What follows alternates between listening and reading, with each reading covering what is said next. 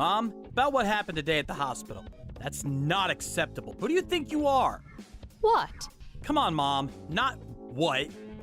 I'm obviously referring to you ranting and raving at my wife, throwing around nonsense accusations like Jason ended up like this because of you, and it's all your fault at her.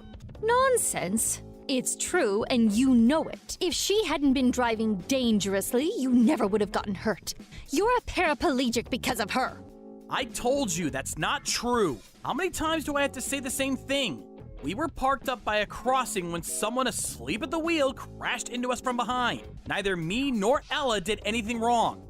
But if there was no accident, you'd still be a normal person, wouldn't you? I can't help but vent my anger. It's only natural. I'm your mother. A normal person? Are you saying I'm not a normal person? In any case, I need you to stop giving my wife a hard time. It wasn't her fault, and she feels awful enough without getting it in the neck from you. She got injured herself, you know. I don't give even 1/10 of a damn about someone else's kid. You're the one I'm worried about, Jason. You're my only boy. Someone else's kid? That's my wife you're talking about. Are you aware we're married? That makes her family. Family! Anyway, I'm fully capable of getting by and earning a living even if I'm in a wheelchair, so you really don't need to worry about me. Fine, have it your way. Oh, how ungrateful. To think I'm kind enough to worry about you, and this is the thanks I get.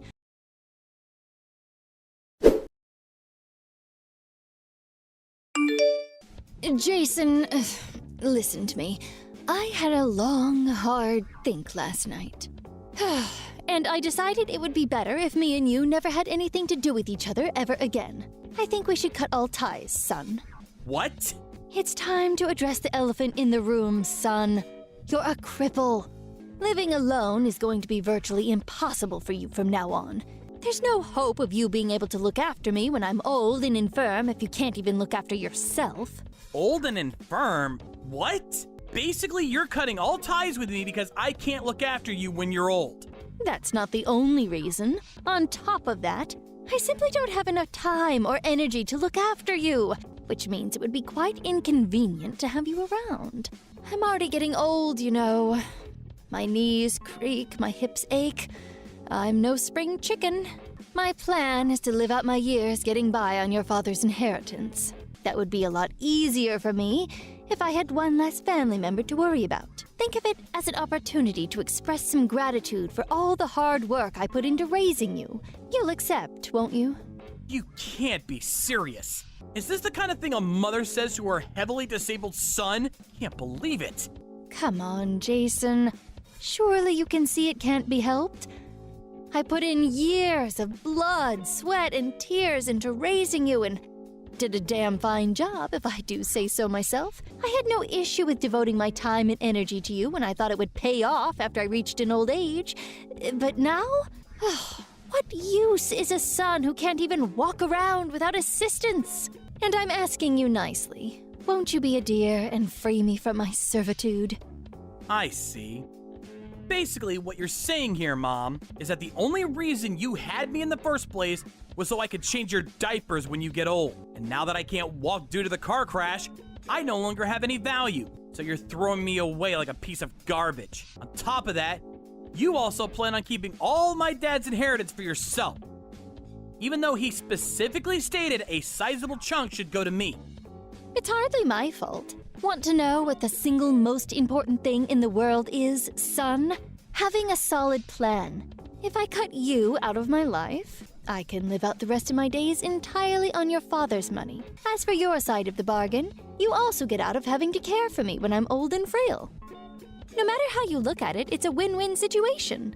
Do whatever you like. I won't try and stop you cutting me out of your life, but don't you dare try and contact me or my wife ever again. This is final. That's my line. Don't bother showing up at the house and try to get your greedy hands on the inheritance, because you won't be setting foot inside ever again. Starting tomorrow, we're strangers. Is that clear? Okay, fantastic. Bye-bye.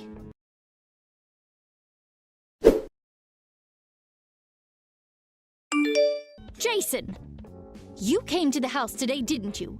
I warned you! Why did you take the fridge and TV? Give them back at once.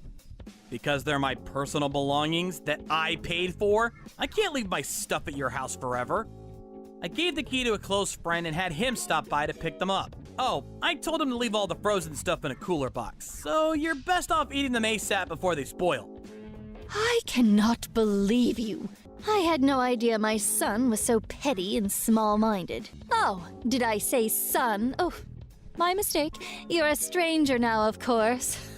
Oh, it's fine, forget it. That fridge and TV were probably just second-hand junk anyway. I'll buy some shiny new ones with your dad's inheritance. So I don't need your junkyard scrap anyway. Sure, the fridge is a brand new Hitachi with touchscreen feature configuration and Wi-Fi connectivity. And the TV is an ultra-thin, flat-screen, 70-inch home cinema tier marvel of modern technology. It's true, though.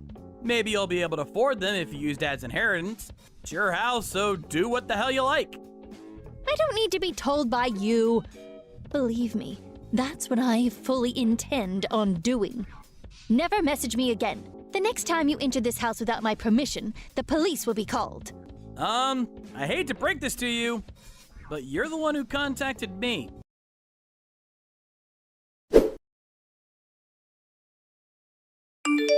Jason! What?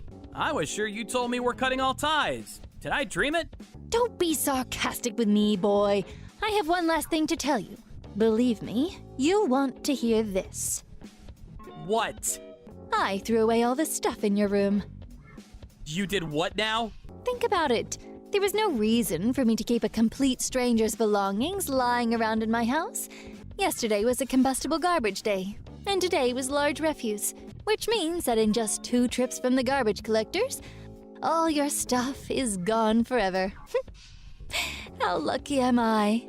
Does that also include the cards in the cardboard boxes? Probably. I threw everything away after all. Oh no, there weren't items of immense sentimental importance in those boxes, were there? Oh, what a shame. I'm choking for you here. I'm so sorry. Tragically for you, though, I threw them out yesterday. So there's no way of reclaiming them now. I threw away your luggage, too. With this, the cutting of ties is complete. Now we really are complete strangers. Now, for one last time, never message me again. You really went and did it this time, huh? What? Did you really throw away Dad's inheritance? Inheritance? What are you talking about? His collection. Oh man, you really went and did it this time. Each and every item in those boxes currently sells for somewhere in the vicinity of $400 to $1,600. He didn't own a single thing that wasn't worth something. Plus, he had absolutely tons of stuff. That stuff was worth tens of thousands of dollars in total. And that's a conservative estimate. I wouldn't be unreasonable to put the combined total at over $75,000. What? What are you talking about? You're lying.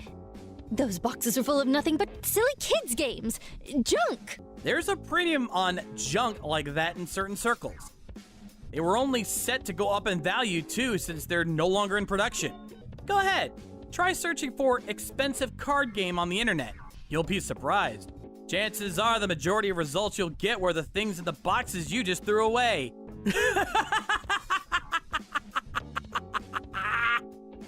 Wait, no, you're lying. You're lying, right? Tell me you are. Are you sure they weren't just replicas? If they were really so valuable, why didn't you have your friend take them when he was here for the fridge and TV? There was no way I could take them. Dad said they were part of your inheritance. He said he wanted them to go to you. What? You know how Dad had a bit of a hoarding habit? Well, before he died, he divided up all the stuff that could be sold at a decent price between the family and wrote it in his will. To me, he left all of the heavier, more unwieldy antiques. To you, he left the lighter, easy-to-sell card games. What? This is the first I've heard of it. Of course it is. Dad asked me to tell you in the event, and only in the event, that you were facing genuine financial hardship and struggling to get by. It's written in his last will and testament addressed to me. I can show you if you don't believe me. Now, I did plan on doing as he asked and was prepared to go through the necessary procedures if that time ever came. Oh my God. Good grief, Mom. I wouldn't have guessed in a million years you'd toss everything out. Me or the cards. It's not a total loss, though. I plan on taking good care of all the antiques Dad gave me at the least. Jason! You get yourself down to the landfill and start digging through the trash at once. What? No way! I'm in a wheelchair. That's impossible.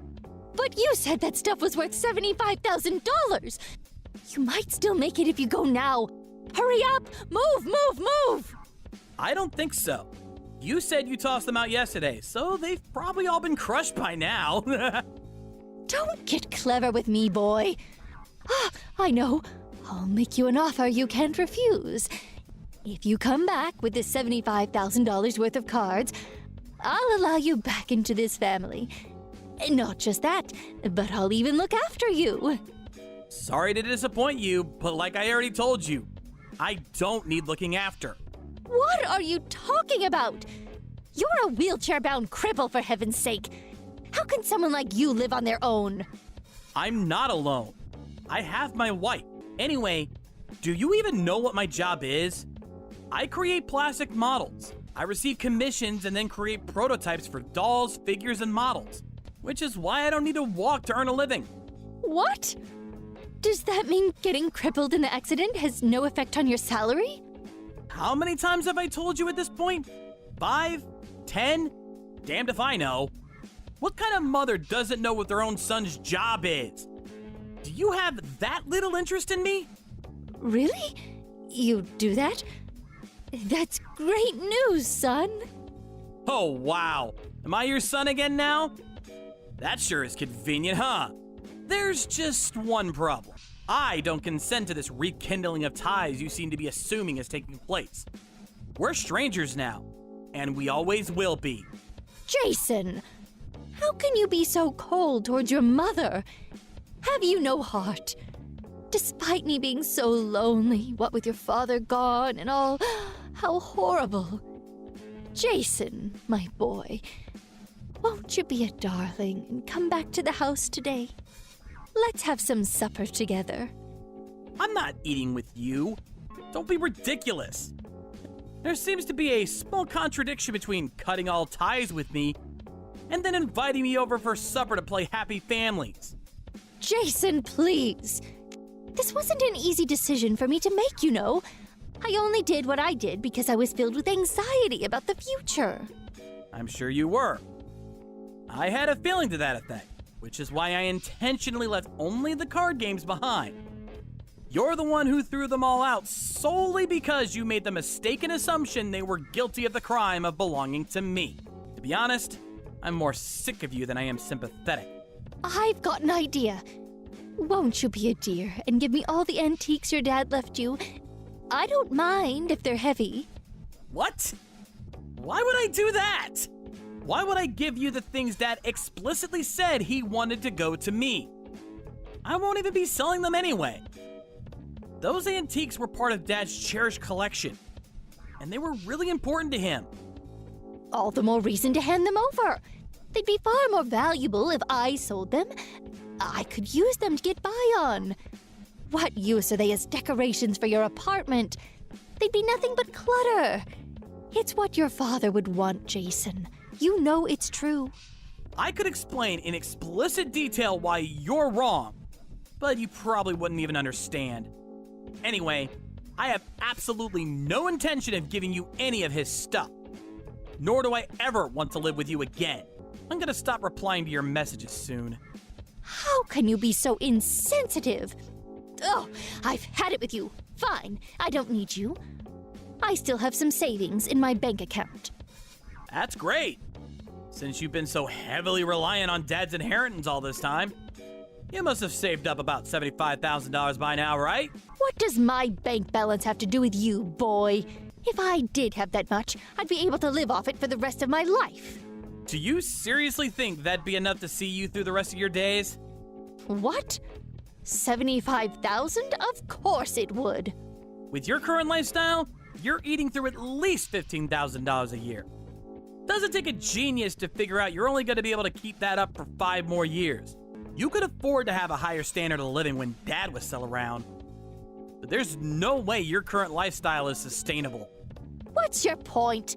Are you saying I need to tighten my belt and save up more? No chance. You can't stop me buying the things I want. Listen, want to know what the simple, most important thing in the world is? Having a solid plan. If anyone can do it, you can, Mom. I have to make this clear, though, and it really pains me to say this, but me and my wife simply don't have enough time or energy to look after a complete stranger. Stop it, please. Just wait. What do you mean, stranger? We're family. I'm your mother. Let's just talk this over. Jason, please, answer the phone. Look, Mom, I'm a cripple. Things would be a whole lot easier for me if I had one less family member to worry about. Look on the bright side. You're free to do what you want with Dad's inheritance, and I'm blessed to have a loving wife who looks after me. Which means you don't have to go through the trouble. No matter how you look at it, it's a win-win situation.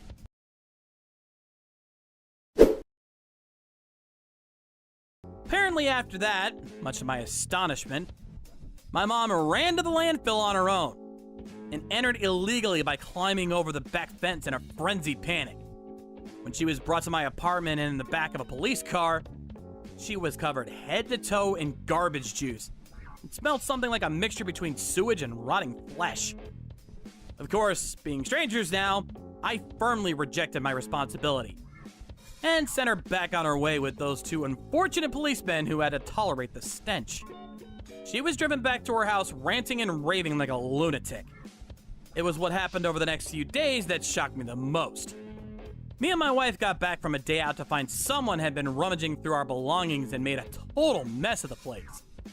When I confronted my mom, she confessed to sneaking into the apartment and turning the place upside down in an attempt to find my dad's antiques.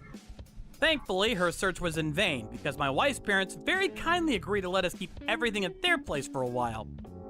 However, my patience had reached its limit. We enlisted the help of a lawyer through a recommendation from my stepdad. When we went over to warn her that we'd take legal action if she ever pulled anything like that again, my mother, tragically ignorant of the world, immediately became timid and backed down.